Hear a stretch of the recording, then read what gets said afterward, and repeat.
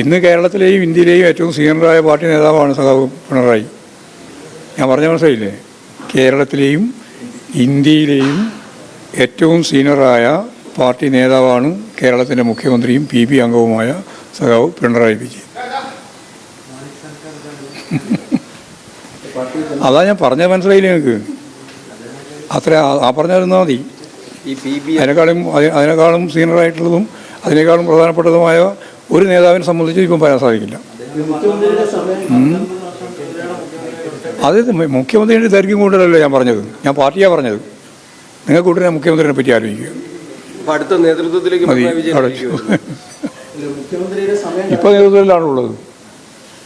പിന്നെന്താ ഇനി വരാനുള്ള ഒരു കാര്യം എന്താ? ഇപ്പം നേതൃത്വം ഇന്ത്യയിലെ ഏറ്റവും പ്രധാനപ്പെട്ട പാർട്ടി നേതൃത്വത്തിൻ്റെ ഭാഗമായിട്ടാണല്ലോ പിണറായിയുള്ളത്.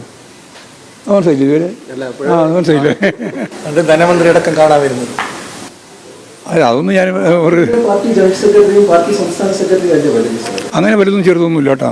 നിങ്ങൾക്ക് ഇതിനെപ്പറ്റി അറിയില്ല, മാതൃഭൂമിയല്ലേ? പഠിക്കണം ആദ്യം. സംഘടനാപരമായ ചോദ്യം ചോദിക്കുമ്പോൾ ആദ്യം എന്ത് കാണിച്ചാൽ ഇതിനെപ്പറ്റി ഒരു പഠനം നടത്തണം കേട്ടോ. അല്ലാതെ ഇടക്കിങ്ങനെ വന്ന് തോന്നുന്ന പോലെ ഒന്നും ചോദിച്ചാൽ പോരാ. ചോദ്യം ഗൗരവമുള്ളതാവണം. പ്രത്യേകിച്ച് ഡൽഹിയിൽ ഈ ഡൽഹിയിലുള്ള പത്രപ്രവർത്തകരൊക്കെ നല്ല ഗൗരവമുള്ള ചോദ്യവും അതിന് കൃത്യമായ മറുപടിയും ഉണ്ടാവണം. യഥാർത്ഥത്തിൽ ആവശ്യമില്ലാതെ ചോദ്യം ചോദിക്കുക, എന്നിട്ട് ആവശ്യമില്ലാതെ ഉത്തരം പറയിപ്പിക്കുക, ഇതാണ് നിങ്ങളുടെ നിലപാട്. എന്നിട്ട് എങ്ങനെയാണ് അതിനെ നെഗറ്റീവ് ആക്കുക എന്നുള്ള കാര്യം ഗവേഷണം നടത്തുക. അങ്ങനെ മുതിരണ്ടാട്ടാ. ശരി, ഈ PB അംഗങ്ങൾക്കും പ്രായപരിധി ഇളവ് ഉണ്ടാകും എന്ന ചില വിവരങ്ങൾ വരുന്നുണ്ടല്ലോ. 7 അംഗങ്ങൾ ഒരുമിച്ച് ഒഴിയുന്ന സാഹചര്യത്തിൽ പല നേതാക്കളും ഒരു ആശങ്ക അറിയിച്ചതായി.